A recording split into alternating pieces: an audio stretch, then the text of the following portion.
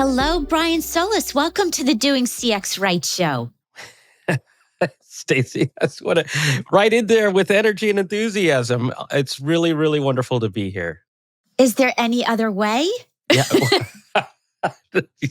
Well, unfortunately, there are, and they're not my preferred methods of engagement, but I love positivity. I love enthusiasm. So it's so infectious. So thank you.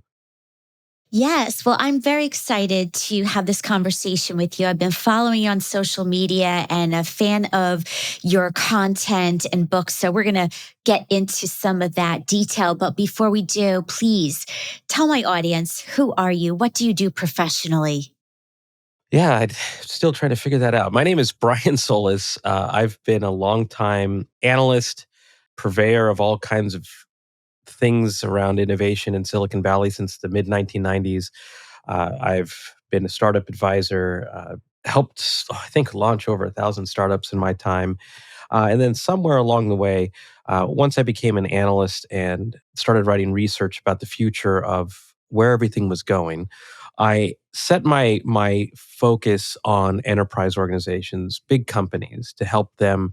I felt like they needed the most help to help them turn around, to help them steer in a new direction as the world was never going to go back to business as usual, never going to go back to any kind of normal that we once knew. And that's when I decided that let's see, after publishing maybe 60 research reports and 8 books, I felt like the time was right to join Salesforce as their VP of Global Innovation to help companies directly change instead of talking about that change. And then along the way, I've been also a digital anthropologist and a practicing futurist to make sense of how technology was changing markets, changing people. Really understand from a human-centered perspective how to help businesses transform, but also how to innovate. So that's about 30 years there in a few minutes. Tell me why your passion around innovation and technology and all the things that you've been researching. What's your why? I don't know. At first it's one of those things that you just sort of stumbled into, right? I didn't go to school for any of this stuff. I moved to Silicon Valley in the mid '90s from Southern California because I just had always loved technology, and at that time, it was really still about hardware. And as I moved to Silicon Valley, the internet started to become a thing. Web 1.0 was on the rise. Silicon Valley itself was transforming. The startup boom was starting to really hit. It was just so exciting. And I think what I had noticed right away is that it was really easy to get caught up in the tech. I mean, it's Silicon Valley after all. But I think the same is still true. You think about all the trends that are happening today: metaverse, Web3, NFTs, augmented reality, virtual reality. Still very easy to get caught up in the tech. But I think my why early on was understanding that people were always going to be affected, for better or worse. And to understand what those impacts were, I could help companies, technology companies at the time, and ultimately businesses of all industries, understand how to use technology to build better relationships, better experiences, better products, better services, better business models. So it was really just trying to make, like Steve Jobs once said, a dent in the universe. And my dent was helping companies become more meaningful, more relevant, more I guess people focused might be a good way to put it. Mm. People focused, and yet we've got technology replacing people. So it's a little bit of a paradox. But we'll get to that too. I want to make sure for people who are listening or watching this, that's a really important point, Stacey, and I know you're going to bring it back up, especially in an era of automation and AI. But I do want to say that I'm a hopeless optimist. And I think the only time that people get replaced by technology is when their managers or leaders don't believe in helping people skill, reskill, upskill for the jobs of the future that are needed today, that are underserved. People don't have the skill sets necessary to do the jobs of the future. 76% of people say they don't feel like they have the skill sets to do the jobs of the future. So there's this gap between where people are and where people can be. and how leaders and managers help them get there, how teachers, how parents help people get to where they need, rather than kind of going through the same old linear paths of learning and the hierarchical ways of growing, to understand that this is actually the moment in time where, I think you said it in our prep, this future is already here and it's time to do something about it. And if no one's helping you, then you do it. This is, if you look at the top jobs of the future, according, or the skills of the future according to the World Economic Forum, they're all soft skills like creativity, listening, critical thinking, empathy, creativity, leadership. So it really is actually approachable by all of us to do something about it today. And so, not to take us on a detour there, Stacy, but I feel really passionate about like this being the time for us to do something about it. Which is probably why you wrote Life Scale. And we'll talk about that book as well. Before we do, tell me, what's a fun fact that people may or may not know about you, personally or professionally? Oh boy, so many things. I love to ride motorcycles. I try to learn how to surf. uh, trying to pick up mountain biking, trying to get outside. Put the phone down and get outside and do more fun things. That's a few things. And then the last thing, it's anyone who follows me on social media, it's not a secret. I love a good glass of champagne. Oh, that's good to know. Forever in person together, for sure. Absolutely. So let's talk about now, first of all, what's the future of business? You explore a lot around adapting and thriving in a rapidly changing landscape. You've written about what's the future of business. So tell me, what are some trends at this point in time that you think we need to be really mindful of? As a little Easter egg, when I started writing "What's the Future of Business" as a book, as a podcast series, as an ongoing article series, I did so intentionally because I wanted the moniker of WTF. So, what's the future? And WTF to me would always bring a smile on the face. Plus, I was on the book, I was able to get a big WTF on the cover, which was fantastic. Uh, but it's also because how I often feel, how I know a lot of people often feel, with change coming so fast and furious, that it's hard to get your arms around it. It's hard to get your brain around all of this stuff. So, the trends that are hitting us today, the trends that will hit us tomorrow, are always going to be about acceleration, about doing more, maybe with less, about finding ways to use technology to scale, grow, adapt, increase efficiencies. But really, the trends that I'm paying attention to are the ones that are going to change behaviors with employees, behaviors with customers. And a lot of those things can be around what we're seeing today already with Web3, anything that's on the chain or blockchain, things like I want to say virtual worlds or a metaverse, but really this idea of a 3D internet, much like how we have a 2D internet today.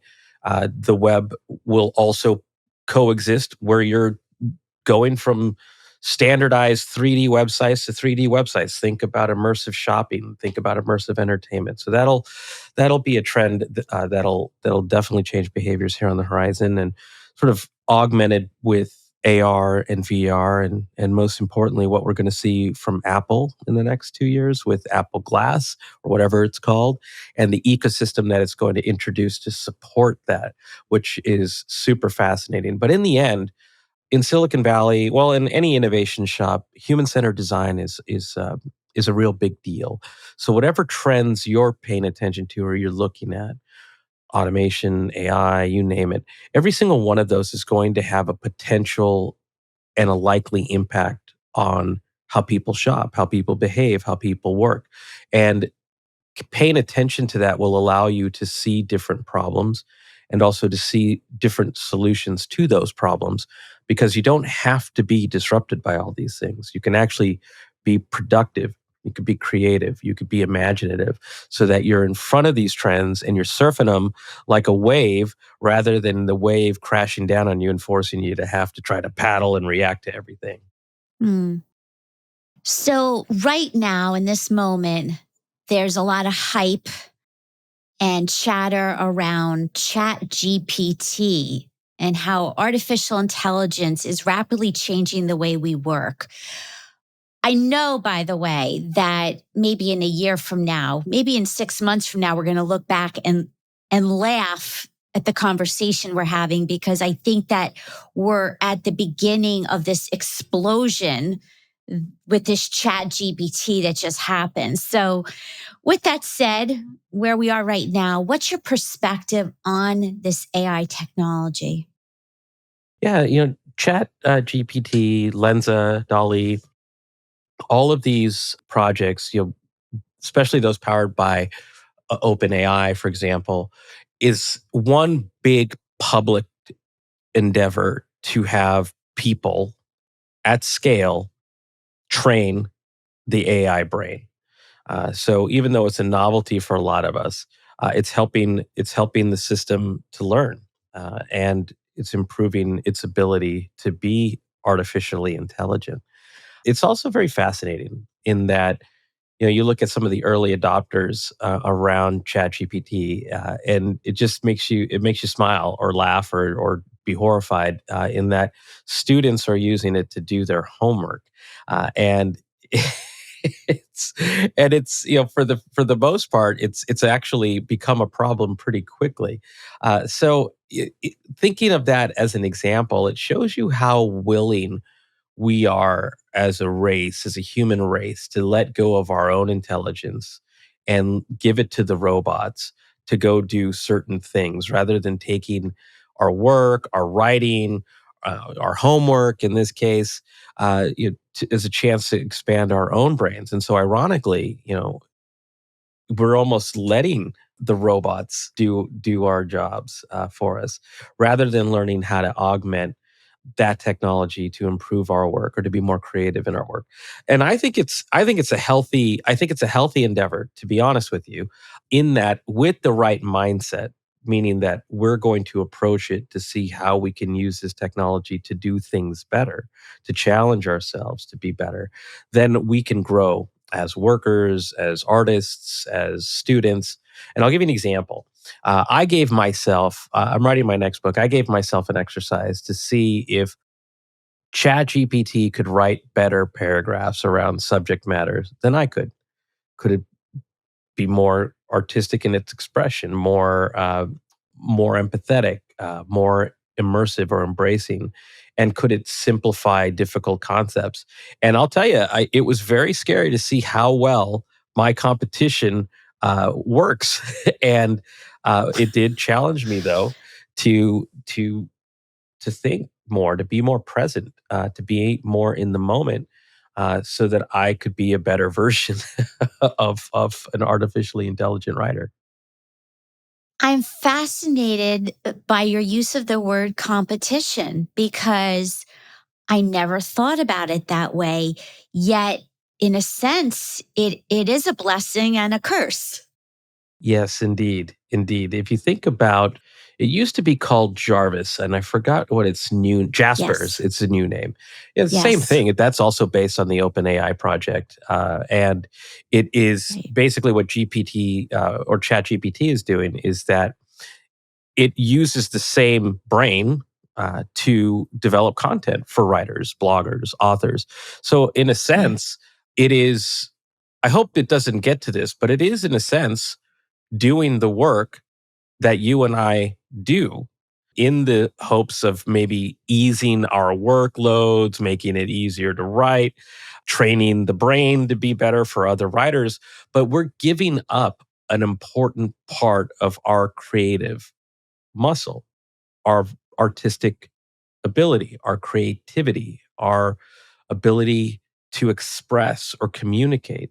And those are important skills that we have to hold on to. So I don't use any of those services. I've been tempted to because, there's never enough time in the day to do all of these things. But I think purposely I want to hold on to that stuff. I'll find other ways to use it, maybe research, maybe things that I don't necessarily have to lean on in terms of my own expression. But it is fascinating to watch people dive into it. And look, there are services out there, for example, that just started to sell AI powered artwork and or license it. Yeah. And if all you have to do is describe what you want AI to create, or if you draw a few strokes and AI imagines it as something wonderful, I think that just sort of strips out the ability for us to exercise our brains and our creative muscle. And I'm not gonna let that one go. Yeah, I agree. I just, in fact, played around with Dolly too. And there's a lot of interesting technology. With that said, and I agree with you, we cannot lose our creativity. That's that's something that, gosh, we have to figure out a way where it's the augmentation, it's not the replacement. With that said, what about chat GBT, AI, all these platforms that when it comes to improving customer experiences, customer service agent experiences, any predictions on how that will be valuable? It's really going to come down to this mindset. How do we see these technologies, right? We see, for example, some of the low hanging fruit or the early adopters, like students using it to do their homework. With the right mindset, we can ask questions like you just asked. How can we use these technologies to improve the customer experience or the employee experience in ways that we hadn't imagined before? So I'll give you an example. I work with a company at Salesforce called Conversica. And Conversica is a partner company that adds sort of chat GPT like intelligence into a conversation, whether you might think of it as a chatbot type window. But chatbots in their design mimic more like IVR like programming. So Hmm. decision trees. If this, then that. And so it sort of Mhm. it doesn't sort of, it strips out the humanity out of engagement. But we don't think about it that way for some reason. No person in their right mind wakes up and wants to engage an IVR system or a chatbot. Yet we put it out there in front of the customer because in our own minds we think that we're using technology to help customers find their answer or get their support. But in reality, we're just delivering horrible experiences. And the word experience is in customer experience. So the way I think about it is this. What does experience as a word mean?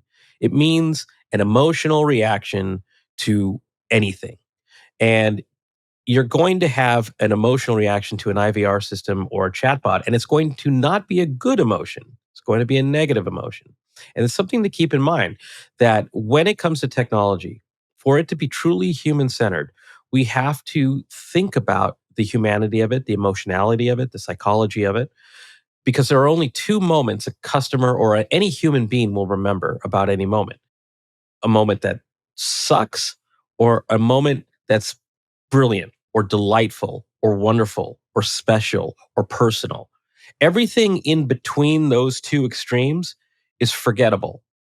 And Hmm. we're designing for either horrible or forgettable moments. The best companies in the world are designing for that delight, for that emotionality. And that's where I think many companies miss the mark on technology, because technology can do those things. It can make your brand or your business or your experience more human, but you have to design it accordingly. So technologies like Conversica or ChatGPT or companies like Soul Machines that are creating digital humans.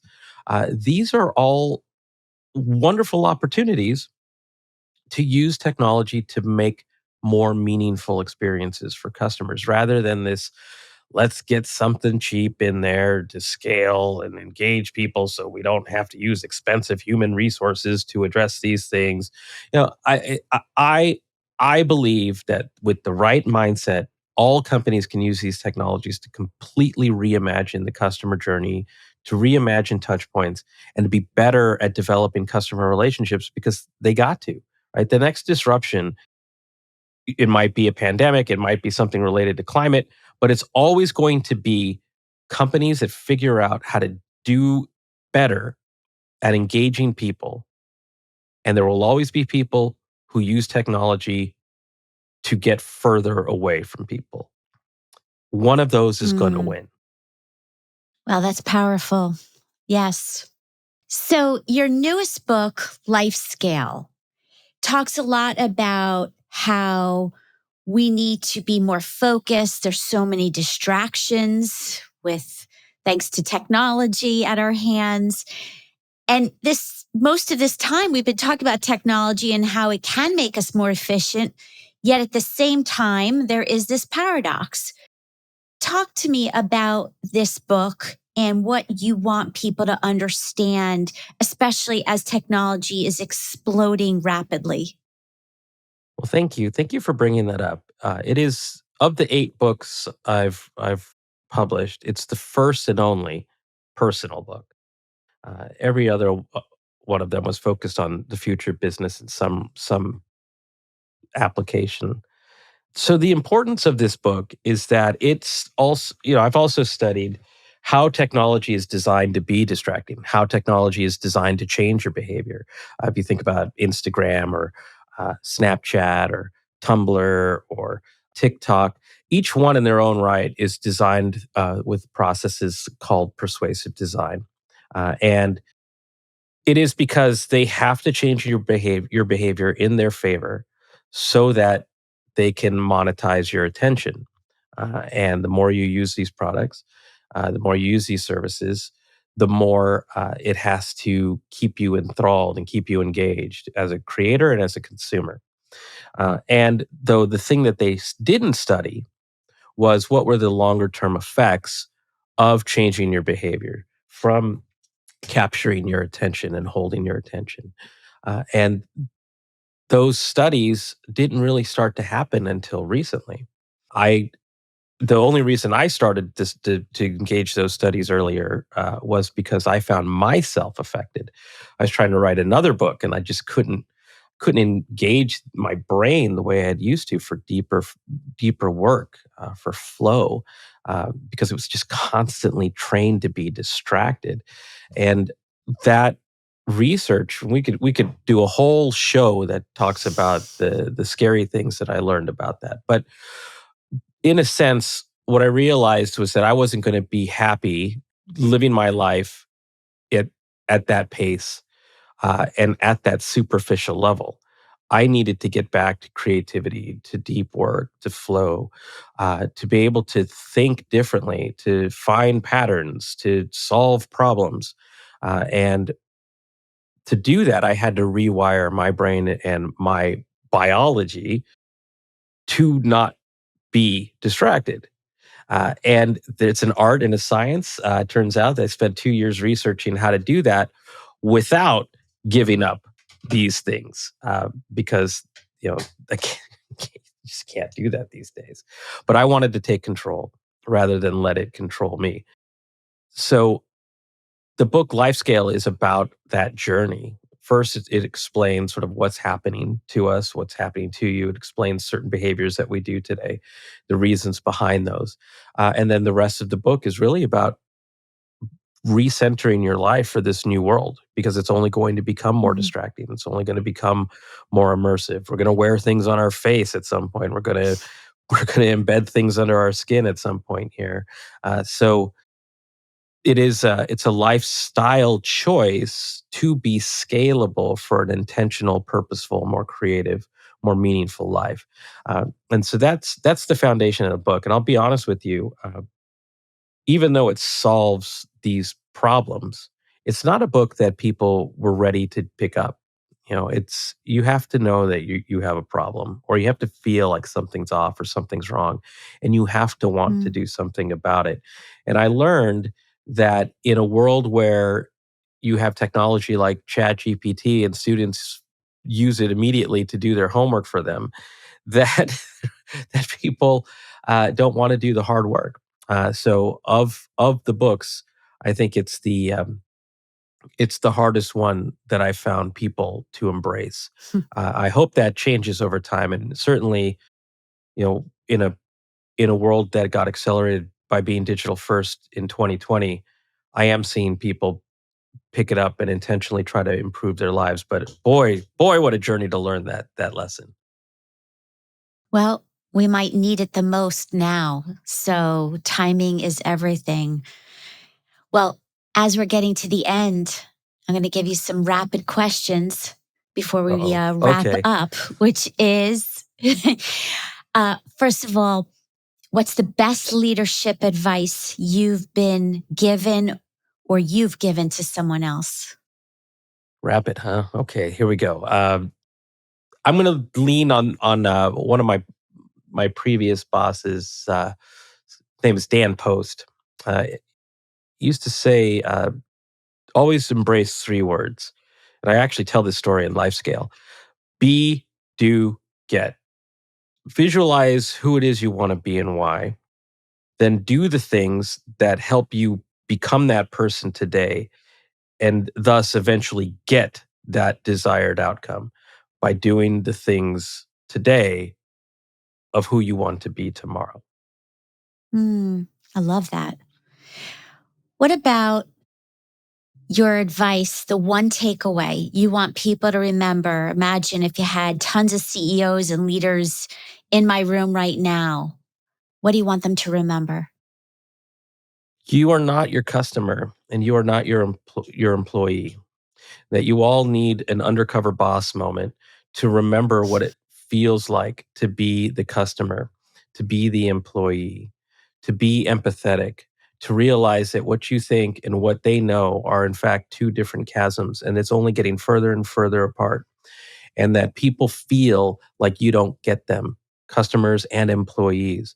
And they need you to have that undercover boss moment, because now more than ever, in a world that is increasingly uncertain, in a world that's increasingly faster, that leadership, not management, leadership is more important than ever. People need new skills. Customers need to feel valued. Technology can help you get closer to them, can help you make things more personal, help them improve how they work or how they shop or how they live. And not understanding who they are, not understanding their challenges or their problems, not understanding their future and the trajectories that we're going on is going to put you further and further away from being that leader that they need today. So hopefully that resonates, because boy, do we need new leaders in this new world. 100% for sure. And last question.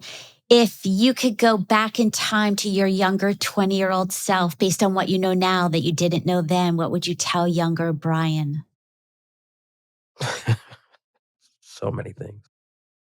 I constantly think about all of the things I just didn't know in my 20s and in my 30s. And it would be to understand that the things that you're going to value aren't actually what's important when you get older. And the things that you value, the things that you learn, the things that you tie around the notion of what it means to be successful and what it means to be happy are actually the very things that take you off the path to being truly happy and truly successful. And I would sit my 20-year-old self down and actually write and show the path toward those outcomes, Mm. because I wouldn't believe myself if I were the same 20-something person. So I would need to see it and understand how to connect those dots. But that's where I'd start anyway. Mm. Well, thank you for sharing your wisdom. And I'm going to add in the show notes where to find your books and your website and connect with you on your social channels. So thank you so much for being here. And I look forward to probably going to pick up the first one of being a life scale because we really do. I need it now. There's so many distractions. So I'm excited. Thank you. Thank you, Stacy. Thank you everyone for listening or watching.